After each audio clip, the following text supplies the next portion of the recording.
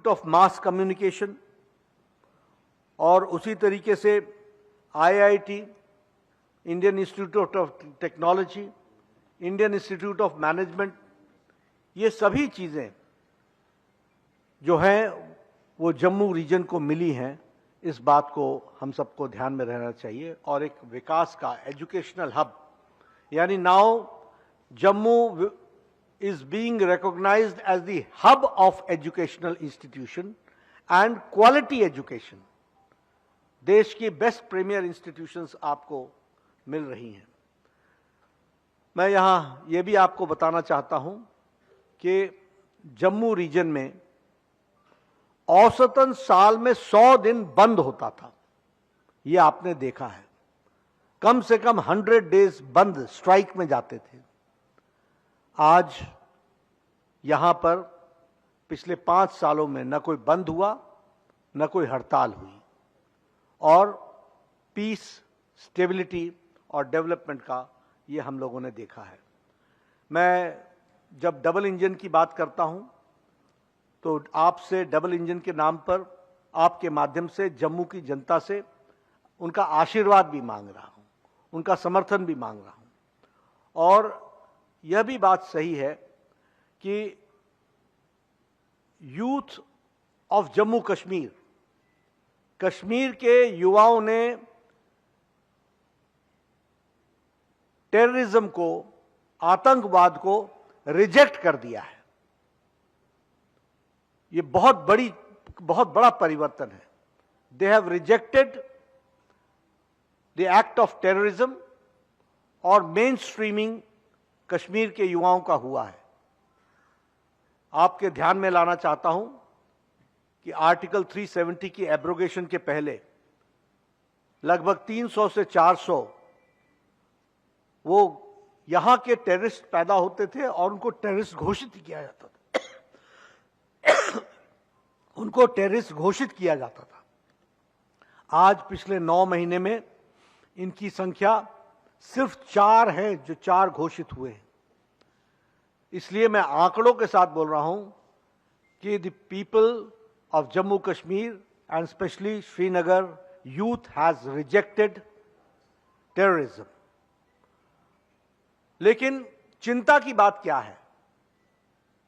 चिंता की बात यह है कि जब युवाओं ने टेररिज्म को रिजेक्ट कर दिया, जब युवा शांतिपूर्ण ढंग से पीस, स्टेबिलिटी, स्थिरता और विकास के लिए चल पड़ा, तो हमारे ऑपोजिशन पार्टी, फिर चाहे वो नेशनल कॉन्फ्रेंस हो, इंडियन नेशनल कांग्रेस हो या पीडीपी हो, ये आज उन लोगों का साथ दे रहे हैं प्रचंड रूप से, और उन लोगों को प्रोत्साहन दे रहे हैं जो देश के विरोध में काम करने वाले एक्टिविस्ट हैं, उनका समर्थन देने का काम कर रहे हैं। और इसलिए मैं आपके ध्यान में लाना चाहता हूं कि एनसी का मैनिफेस्टो क्या कहता है कि हम टेररिस्टों को जेल से छुड़ाएंगे। एनसी का मैनिफेस्टो क्या कहता है, और उनके साथ गलबाइयां करके कौन चल रहा है? आईएनसी।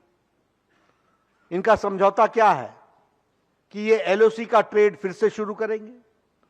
यानी आप एलओसी का ट्रेड शुरू करोगे, और नेशनल कॉन्फ्रेंस बड़े स्पष्ट शब्दों में कहता है कि हम पाकिस्तान से वार्ता करने के पक्ष में हैं। यानी फिर से एंटी नेशनल फोर्सेस को बढ़ावा देने का काम आज ऑपोजिशन कर रहा है। और इसका सर्टिफिकेट पाकिस्तान के डिफेंस मिनिस्टर से और कौन बड़ा हो सकता है जो दे सकता है, जो ये कहता है कि हमारी मौजूदगी जम्मू कश्मीर में नेशनल कॉन्फ्रेंस और इंडियन नेशनल कांग्रेस कर रही है। ये स्थिति आकर के खड़ी हुई है। इसलिए, और मैं ये भी कहूंगा कि आईएनसी और एनसी ये 2 फैमिलियों का पॉलिटिकल डील है। इनको जम्मू के लोगों से कोई लेना देना नहीं है। इनका जम्मू से कोई रिश्ता नहीं है। ये हमेशा ही जम्मू के लिए नकारात्मक रहे हैं। They have been always negative towards Jammu. और इसीलिए मैं जब पीस ट्रैंक्विलिटी की बात बोलता हूं तो मैं हम ये भी बोलता हूं कि रीजनल बैलेंस लाने का काम किया और जम्मू की चिंता की है तो वो भारतीय जनता पार्टी ने की है। और इन्होंने हमेशा रीजनल इम्बैलेंस को बढ़ावा दिया है और ये कभी भी सीरियस नहीं रहे हैं। यह मैं आपके माध्यम से जम्मू की जनता को बताना चाहता हूं। मैं यहां आपके सामने ये घड़ियाली आंसू बहाने वाले लोग, फॉल्स प्रॉमिसेस करने वाले लोग, लोगों के सेंटिमेंट से खेलने वाले लोग, ये आजकल डेमोक्रेसी के बड़े भारी चैंपियन बन गए हैं।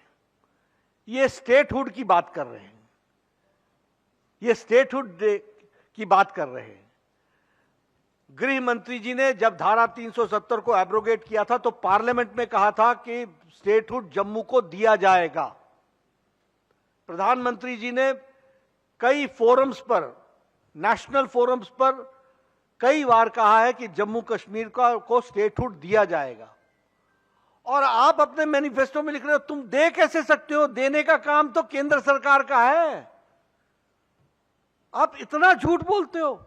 जो ताकत तुम्हारे पास है नहीं उसको मैनिफेस्टो में लिखते हो। Either you are so unaware about the constitutional position or you are trying to betray the people of Jammu Kashmir। तो बीजेपी के अध्यक्ष इस वक्त जम्मू कश्मीर में मौजूद हैं और जम्मू कश्मीर के हालात को देखते हुए कांग्रेस पर हमलावर नजर आ रहे हैं।